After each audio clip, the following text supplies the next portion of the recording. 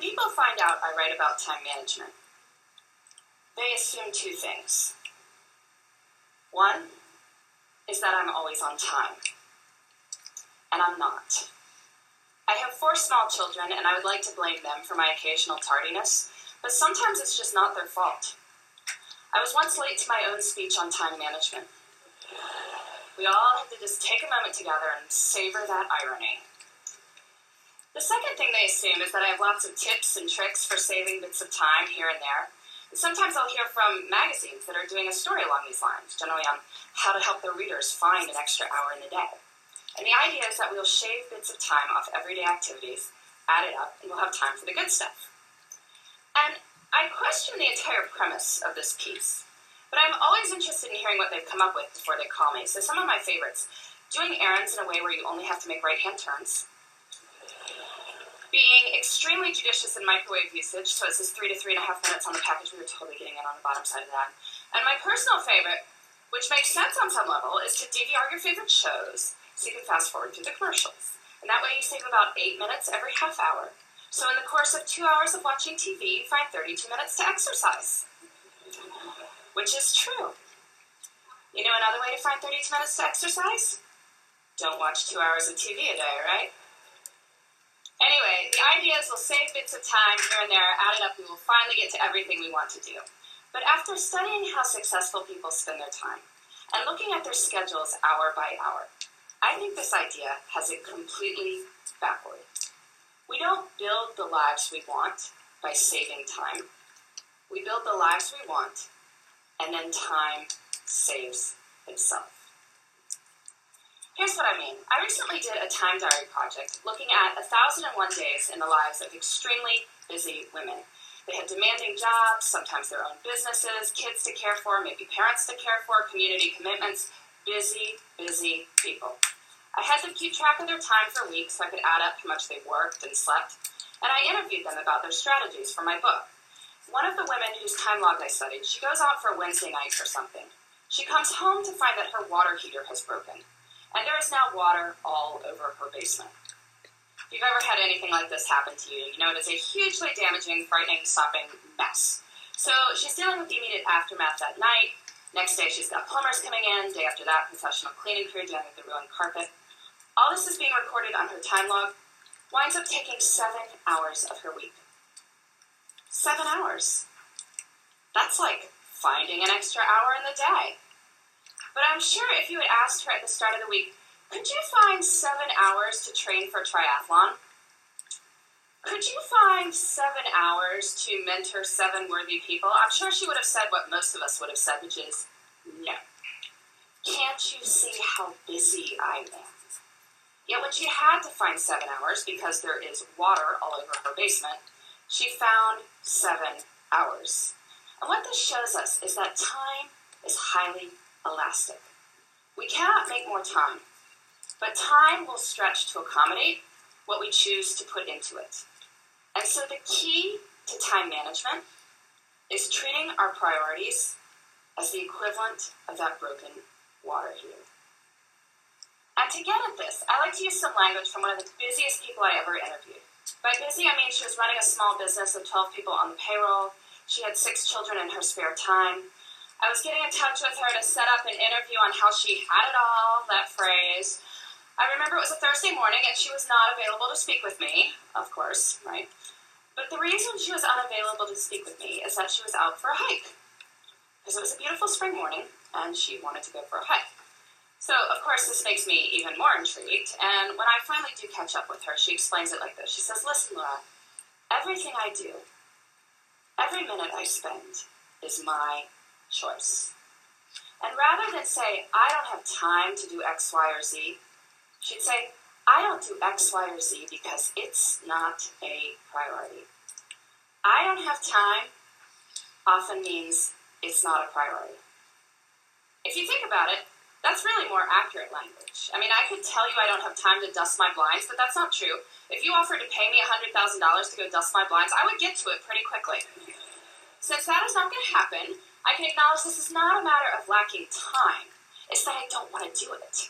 Using this language reminds us that time is a choice. And granted, There may be horrible consequences for making different choices, I will give you that.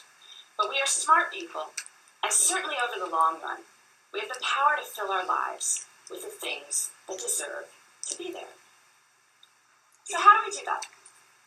How do we treat our priorities as the equivalent of that broken water heater? Well, first we need to figure out what they are. And I want to give you 2 strategies for thinking about this. The first, on the professional side. I'm sure many people coming up to the end of the year are giving or getting annual performance reviews. You look back over your successes over the year, your opportunities for growth. And this serves its purpose, but I find it's more effective to do this looking forward. So I want you to pretend it's the end of next year. You're giving yourself a performance review, and it has been an absolutely amazing year for you professionally. What 3 to 5 things did you do that made it so amazing? So you can write next year's performance review now. And you can do this for your personal life too. I'm sure many of you, like me, come December, get cards that contain these folded up sheets of colored paper, on which is written what is known as the family holiday letter. Bit of a wretched genre of literature, really, going on about how amazing everyone in the household is, or even more scintillating, how busy everyone in the household is. But these letters serve a purpose, which is that they tell your friends and family what you did in your personal life that mattered to you over the course of the year. So this year's kind of done, but I want you to pretend it's the end of next year. And it has been an absolutely amazing year for you and the people you care about.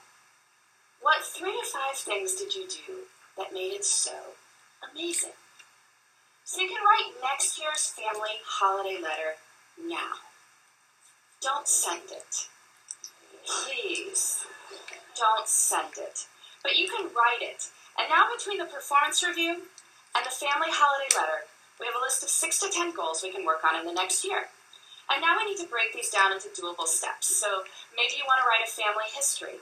Well, first you can read some other family histories, get a sense for the style. And then maybe think about the questions you want to ask your relatives, set up appointments to interview them. Or maybe you want to run a 5K. So you need to find a race and sign up, and figure out a training plan and dig those shoes out of the back of the closet.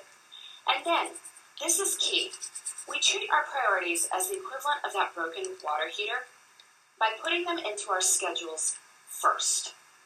And we do this by thinking through our weeks before we are in them. I find a really good time to do this is Friday afternoons.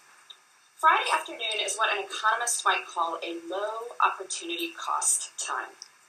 Most of us are not sitting there on Friday afternoon saying, I am excited to make progress toward my personal and professional priorities right now. But we are willing to think about what those should be. So take a little bit of time Friday afternoon, make yourself a 3-category priority list. Career, relationships, self. Making a 3-category list reminds us that there should be something in all 3 categories. Career we think about, relationships, self, not so much. But anyway, just a short list, 2 to 3 items in each. Then look out over the whole of the next week and see where you can plan them in.